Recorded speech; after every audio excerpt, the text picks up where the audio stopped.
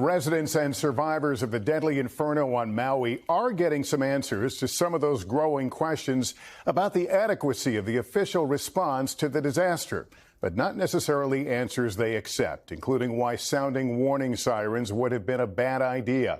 There were some testy moments when the island's top disaster official took questions at a public meeting, defending what was and in some cases what wasn't done. And now tonight, Hawaii's Attorney General says she will bring on a third-party private organization to investigate the government response, promising an impartial, independent review.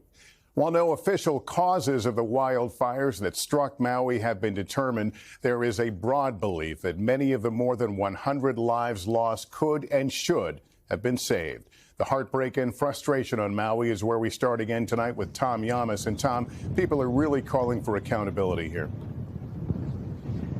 That is right, Lester, and good evening. That relief is coming in tonight to Lahaina, but the tension is rising.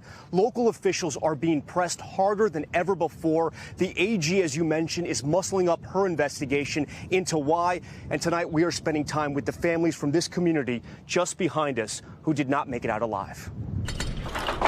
Tonight, the number of victims from the burn zone keeps climbing. More than 100 dead and 1,000 still unaccounted for. As the head of Maui's emergency operations faces the public for the first time since the disaster. Do you regret not sounding the sirens? I do not.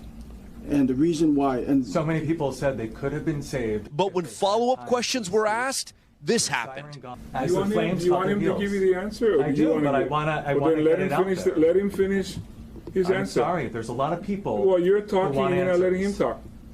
If you want to talk, come up here. Even though the sirens are all hazard systems, Herman Andaya maintained they are primarily used for tsunamis. Had we sounded the siren that night, we're afraid that people would have gone Malka. And if that was the case, then they would have gone into the fire. The sense of frustration on Maui lingers just like the smoke. It's got to this point where it's like, who are these people watching us? Or do they even properly care for us? High winds, dry conditions, and low humidity are being called the climate threat multipliers that fueled those deadly flames across Maui. But the root cause of the fires is still being investigated.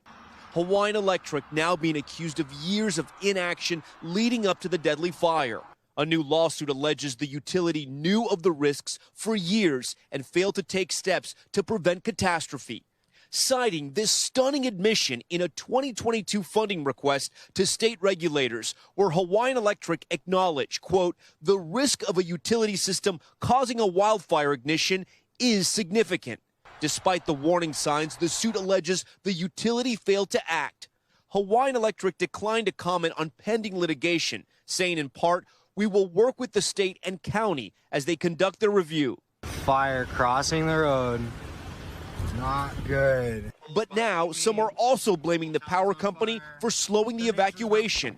Cole Millington shot this video as the flames approached. There was a mass evacuation occurring, and we were trying to get to safety, and it extremely hindered the chances and the speed at which we were evacuated. All of this as hope has faded for some families. You really love Lahaina. Alfredo Galinado lived in Hawaii for more than 30 years. He had an aloha for everybody, his family told me, and now he's gone. What do you remember? It was actually last month. I took him to Vegas. 4th of July. I was going to take him for his actual birthday. No, he's gone. But that's my best memory with him. And now, balancing all this suffering against financial need, there is tension over tourism. Visitors account for roughly 70% of Maui's economy. So you want the tourists to come and spend money on Maui? We all do. You ask anybody who works in the tourism industry, which is pretty much everybody, yes. So many people are looking at the rubble and worrying, can there be a future in West Maui? We're going through fertility treatments. I want to have a baby, and I don't have a community anymore. A disaster that's already stolen lifetimes and threatens to last for generations. Tom Llamas, NBC News, Maui. Thanks for watching our YouTube channel. Follow today's top stories and breaking news by downloading the NBC News app.